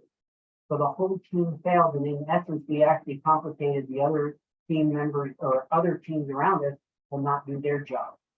So my mistake was not checking on those individuals because of my professional weakness, and it led to an absolute failure. Now, here's the most important part of any question here, and that's what she concluded with, which you need to always end up with, what are you doing about the weakness? So then her conclusion was, so what I learned from this was that I've got to address up front how I'm getting feedback, so that I can make sure I follow the success of somebody or am able to interject myself to get them back on track so that we don't fail as an institute. So every time I gave somebody a task from then on out, I try to remind myself to say, and how are we going to exchange information? Am I going to come down and check on you? Or are you going to report to me? How is this going to happen? And that helped me to overcome somewhat my professional weakness. So we laid out our weakness, how it led to a mistake, and how it led to a failure. And she could have pulled each and every one of them separately if she wanted. But again, the most important piece is, what are you doing to overcome the weakness? Now, here's the one caution. Don't talk about how you have overcome the weakness, because then basically what you're saying is you have no weakness. Well, here's my weakness. Here's where I failed. But guess what? I solved the problem. I have no weakness anymore. That's not what you want to portray. You want to portray that you can self-reflect and you're continually trying to get better. What it is that you did to get better? Well, maybe you read a book. Maybe you sought out a mentor to help you through the issue. Maybe you went back to school to learn something, or you just tied a string around your finger. Something that's going to help you to overcome that professional weakness, but you're still overcoming. Okay? So I'll unmute in here in a second, but I do want to get to negotiation. So in the negotiation piece, you can start the negotiation planning as soon as you get the offer, and sometimes even before you get it. Like I was saying, if you're in the interview room and you hear back from the company that maybe their salary range doesn't quite reach what you think you deserve or you're worth, then maybe you can start coming up with that strategy then. But at some point in time, you need to sit and think about it. So here's a mistake that a lot of people make. Hey, here's our job offer for you. If you want to accept it, sign it. And so oh my gosh, we got a job, we solved our problem, and you sign the contract and off you go. You didn't even read it. So instead, what you want to do when somebody gives you the offer, you say, wow, thank you very much. This is my dream come true. But can I study it over the weekend? Or I want to sit down with my significant other and go through this offer together. Can I get back to you next Friday? Whatever, you want to build some time for you to study the offer. Then you can go down that offer, compare it to your top 10 and say, is this going to achieve everything that we wanted to? And if not, then that's a component maybe for negotiating. But the first thing you got to do is build some time. Take the emotion out of it, study it, think about what it is, and then you can come up with a negotiating strategy. And I'll be honest with you, I've been working with Koch Industries for about 10 years, and I can remember maybe less than 5 people whom I've assisted in getting a job offer who had to negotiate. Because it's really a good offer. So don't think that you have to negotiate. My point is, give yourself time to go through it and ensure that it's exactly what you want. And if not, then you come up with a negotiating strategy. So understand who the other negotiator is. You may not get to sit directly across the table from your future supervisor, but ultimately the person who was the hiring manager, who is more than likely going to be your supervisor in your new role, is the person on the other side of the table. I am not trying to tell you to be scared about it and hold back because he's going to be your new boss. No, I'm telling you this is a great opportunity to build trust between one another. So you want to pursue a win-win result. Because if you think you get up off the negotiating table and you won and they lost, guess what? You're going to be on the losing team now. Okay? So you want to win-win. And what I mean by that is understand that and have trust in yourself that you will perform to the point where you will get pay raises, you will get bonuses, you will get additional benefits. Most companies will start you out in a test period, and then after that, you may get an automatic pay raise. Some people like Koch Industries look at the value that you create, and they may offer you a pay raise after 1 year. They may offer you a bonus 6 months in because of your performance, or they may offer you both because you really created value. I was speaking to a recent graduate of Heroes Make America not too long ago, and he was telling me that he was getting a bonus every week because he was coming to work on time 5 days in a row. So there's different motivations for companies to keep you, and that may be one of them. So think about it. You should have trust in yourself that if you're close in the salary, as long as it's something you can sustainable, something you live with, take a little bit of a risk knowing that you are going to make a difference and you will get a pay raise. So think about it that way. The second thing to think about is not everything is easy to negotiate, in particular salary, but you can negotiate other things. They have other employees at their disposal. Maybe it's a signing bonus. Maybe they can assist you with relocation. Maybe, because there's a requirement for you to buy your own tools, they can help offset that cost. But you've got to be clear in what you need, and you've got to be able to articulate. And that's one thing that I coach, teach, and mentor some folks, how to come up with a negotiating strategy and what to negotiate. So it's best if you look to be and to create a win-win situation. Well, I'm going to stop sharing. I've been talking a lot about interview recently and negotiation. We're getting ready to get into the home stretch. So I wanted to hear what your questions are.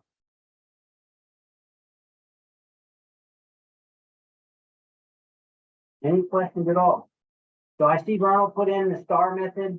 That's a good method to use. There's plenty of methods out there.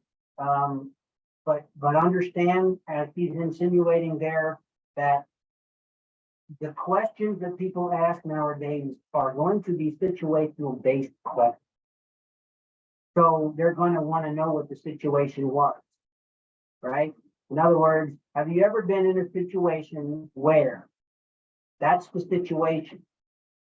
The task would be, what was it you tried to do to solve the problem, to address the situation, right? And then what was the, how did the interaction go between you and the people or the person or the team? And then what was the outcome? I would also add in there that you might want to conclude with, what did I learn from this experience? Because that's always something good to share. So it's not just about the situation and what the outcome was. Another thing to think about using Vernal's approach is, you don't necessarily always have to tell a story where you created the solution or you solved the problem. It's perfectly okay to say, here was the situation, here's what my intention was, here's what happened, and we never achieved the result. If you end up with, and this is what I learned from this experience, don't fool yourself into thinking that you've always got to be the hero in the story. Because companies want to see that you are willing to learn and to fail. Otherwise, they wouldn't have asked that question about failure. But that's a great tool to use. You can use something like the STAR, and there are plenty of other acronyms out there of how to address a situation and how to answer that question. What do I do if I have qualifications but disabilities and need to ask for adjustment? I think you mean accommodations. And how do I ask without seeming like a liability? Amy, did you want to clarify? Are you talking about accommodations as opposed to adjustment? Yes. Okay, so great question. And I get a lot of folks, because I'm not a recruiter. I get a lot of people that I work with who will come to me and tell me about some of their disabilities. It could be something like, I have post-traumatic stress, or I'm physically incapable of doing X, Y, and Z. Here's the first thing. The first thing is going back to the basic qualification. You must be able to do these things that are qualifications. So if you have a bad back or a bad knee and you're not able to lift 50 pounds, but there's nothing in the job description that says there's a requirement for you to lift 50 pounds, or there's a requirement for you to climb a ladder, then your disability has no impact on your ability to do your job. So that's the first thing. Assess it based on what are the requirements of the job. Secondarily, if there is no impingement or inability to do the job and meet those qualifications, then you do not need to tell anybody about it until you get the job offer and begin to negotiate. And quite frankly, the discussion on accommodation should really take place during the onboarding process. So I wouldn't, if the job description says this is what the qualifications are, this is what you must do, and you are capable of doing it, then you do not need to tell anybody about it until you onboard. Once you onboard, you have the opportunity to be talking to the HR folks, and that's when you discuss the accommodation. I need a service dog with me. I have to have a desk that raises because I have a bad back. I can't sit all day. That's where you spell out what the accommodations that you need. And the company should be working with you on what those accommodations are. They're very comfortable doing it. But in my professional opinion, based on how the laws are written, you do not need to reveal any disability that you have, as long as it's not going to interfere with you to be able to do the basic requirements of the job.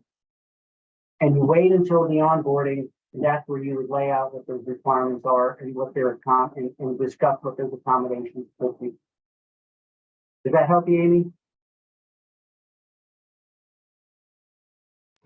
Yes, and my other question is, like, for example, needing maybe something in writing for like a specific task or maybe additional time to think about it, for a person with PTSD and trauma. So again, that is something that you need to discuss with the HR folks during the onboarding. I have post-traumatic stress. And I told them that I cannot sit in a cubicle farm because all the noise around me would be very distracting and I get very anxious if I can't see who's walking behind me and a lot of different things like that. And so the accommodation was, well, we'll put you in a private room. And I'm like, okay. And so that kind of eliminated part of that post-traumatic stress. Now that we have the opportunity to work from home, they've given me the freedom when my anxiety is high to go work from the house. So I don't have to go into the area. So that shows you just some examples and just talking about post-traumatic stress. But the very important thing is to have that conversation with the HR folks on day one during the onboarding so that they can actually write it down and determine what those accommodations are. Those are the only people that really need to know. If you feel like telling your supervisor, that's your call. You can do that if you don't have to. It probably would be best if they did understand your situation so they too can enforce those accommodations. But that's certainly what you need to do. You need to lay that out so that they can make those accommodations. If you do need the extra time, as long as you can do the basic qualifications of the job, then they should be able to make that accommodation. Thank you so much. That is a great explanation. I really appreciate it. Okay, good question. Okay, I'm going to conclude here with my next chart. And it's something that's really important to me and it should be important to you. And as I kind of started off with the presentation, this transition and the transition challenges do not end when you sign your contract and start work. And quite frankly, from my personal experience and what I see with just about every veteran that I hire in the Koch industry, many of the transition challenges begin the day that you sign your contract. It goes back to that communication culture gap. So again, find a mentor, somebody in that workspace who can assist you in better adjusting to the culture and the language that's used there. At the same time, recognize the fact that both the children, if you have any, and your spouses, if they accompanied you on your military tour in any way, shape, or form, will be going through similar transition challenges. Whether it's in the schoolhouse or whether it's in the neighborhood, it's different for them as well. So you all need to be looking to assistance, finding other military veteran families and learning from them and accommodating yourself for those kinds of challenges. Trust in yourself, as I've already said, that your skills, your ability, those experiences, your maturity of being in the military service and having all those responsibilities placed on you will make a difference. Absolutely. Those are the hardest things to reveal in an interview. But absolutely, after you get the job, you will reveal them from day one. So I was asked from day one to do a certain task. And in 3 weeks, I came back to my boss and I said, oh, I got it ready to go. I'm done. Well, he would go, wait. We got to run this through legal first. And I said, I've already done this. Oh, we got to run this through compliance. Well, I already did. They made some recommended changes. I've incorporated those changes and they accepted. And then I went to marketing and communications and I did all these different things. And he looked at me and said, how did you know how to do that? Well, it's like anything else. You got to fully staff something before you started. We knew that. We learned it in the military. So your soft skills, your ability to do things in the military will make a difference in your new environment. To trust yourself. If you can overcome those cultural and communication challenges, that you will make a difference nearly immediately. Build your own perimeter. What do I mean by it? Right? We had a perimeter in the military. If you went to Iraq or Afghanistan, you had FOBs.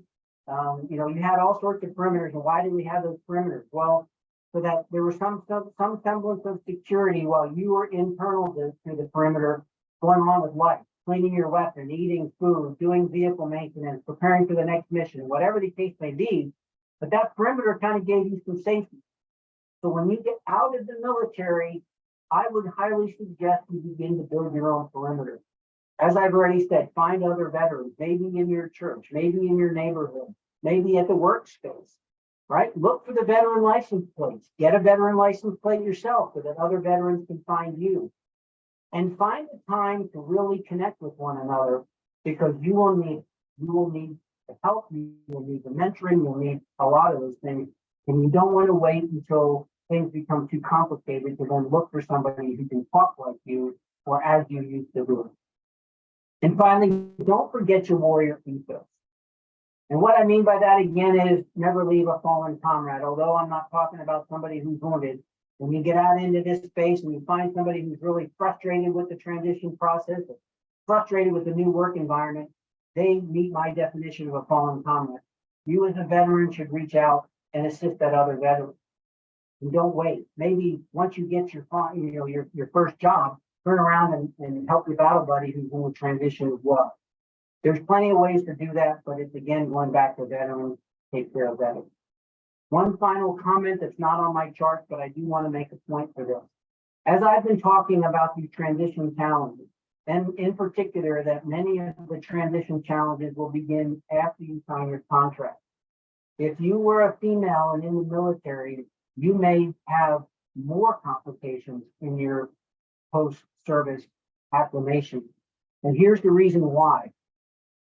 Whether you want to believe it or admit it or not, when you came into the military, you made a transition into a hyper-masculine environment, and you succeeded.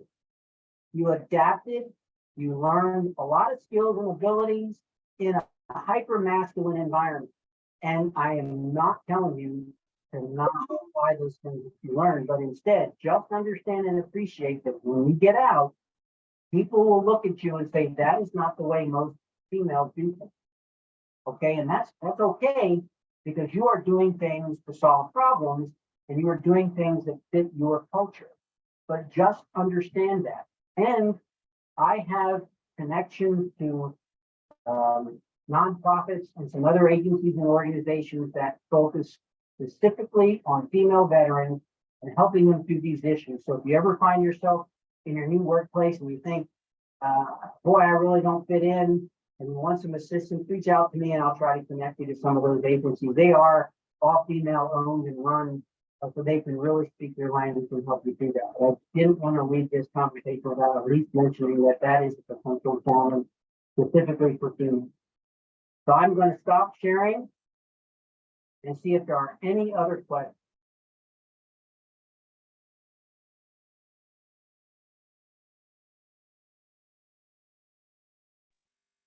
Hey, John, this is Sal. Hey, Sal. Hey, welcome back from Italy, by the way. I had hit you up on LinkedIn about a month or so ago. Yep. Hey, my question is, I'm about 20 months out from retirement. When do you think it's too early to reach out to like a company in the area that I'm going to make contact with them, just to start finding out like some isms and some things that certifications or other things that I need to be looking at doing before I get to the serious point of actually applying or talking to somebody about a job there? I would start today. I wouldn't hesitate. There's no reason why you can't start learning more about the company, learning more about their opportunities, learning more about their leadership style, their culture, employee expectations. You can start doing the information interviewing today. One thing to think about though, many of the jobs that are open today won't necessarily be open in 20 months or so. And that's okay, because others will. So there's a constant churn in the workplace. But you'll have a better knowledge of what it is you want to work for. Secondarily, as you build these relationships with people in the workforce, now you've got advocates on the inside. And when they see, hey, Sal applied, they'll say, we want Sal. And you'll kind of filter through the process a little bit differently than every other applicant. So the more of a relationship you can build, the networking that you can do with people in that organization, in that community, in that company specifically, the better you will be when it comes time to apply. And think about this as well, because usually the next question is, well, when should I apply? The national average from posting a job to filling a job is close to 90 days. Koch Industries is down around 60. But what that means is they post a job and it takes them that long until somebody starts work. You don't know where they are in that process when you apply. They may be close to day 85, made a job offer just in the negotiating stage. So you need to reach out to me and say, hey, I'm interested in this job, and I can give you where they are in the process if it's a Koch Industries job. But secondarily, I would say apply at least 6 months or 5 months out. Considering those 90 days and how long it takes, if they finally get to you and they hire you and you're still 30 days before you're eligible, they'll wait. They'll hold that job because you were the best at, they want you. As long as you're not 6 months away from working, when they finally make that decision, that they might hold the job there, but that's less likely. But if you're 30 days away, they're most likely going to hold that job for you. And again, if you find a company like Koch Industries, you can reach out to me and I can have that conversation with the hiring manager. And I can say, hey, look, Sal's applying for this job. He's the best qualified, but he won't be eligible to work until whatever, September of 24. And they can give me that call. And are they willing to wait that long? And if they are, great. If not, then maybe we look for something else. So it's good to begin engaging with the companies you're interested in today. There's no reason why you have to wait any longer to get that networking going. Hey, thanks. I appreciate that, John. All right. Hey, John, I got a question. I know you already talked about it, but how long do you wait to, for them to contact you back? I know you said in one of your questions you should be asked that, but you asked that, but you're still waiting. Like, how long would you wait for them to, respond back? Yeah, there's a couple of times that you're going to be in a feeling of, I don't know what's going on, right? So you can apply and you may wait days before they even reach out to you to say, hey, we want to do a telephonic interview.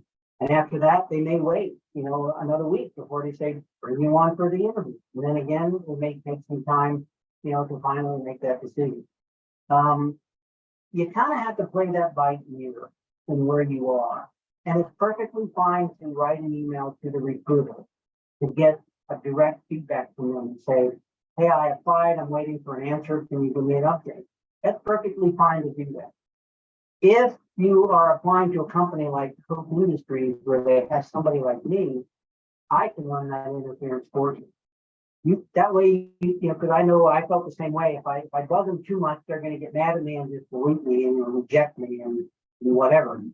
But I wouldn't do that. I would at least be able to interact with the recruiter or get into the internal system and I could give you the update. And I can tell you it looks like they're moving 5 other people forward. So go ahead and apply to another job. You may want to get this.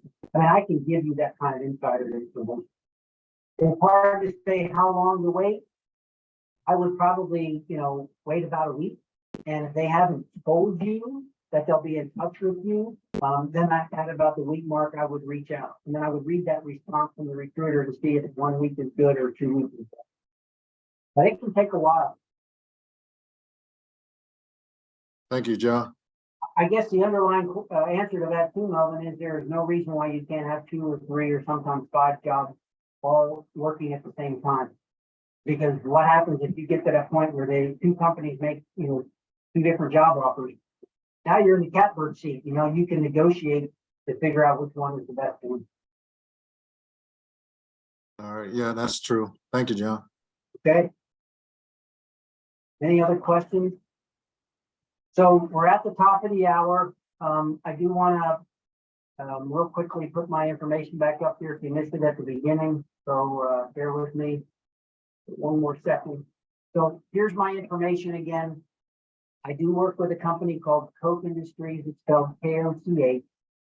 I am their outreach programs lead, and I help coach, teach, and mentor people like you transitioning into a new career, whether it's from uniform straight into the career, or you've been out for a while, or you're a military spouse. That's what I do, especially internal to Koch Industries. If you've got any feedback that you want to share, again, there it is, veterans@kochind.com.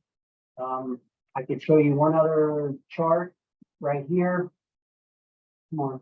That is our veteran recruiting. Is on our veteran recruiting page or careers page. All you gotta do is click on my ugly mug and you can connect with me on LinkedIn and we can start.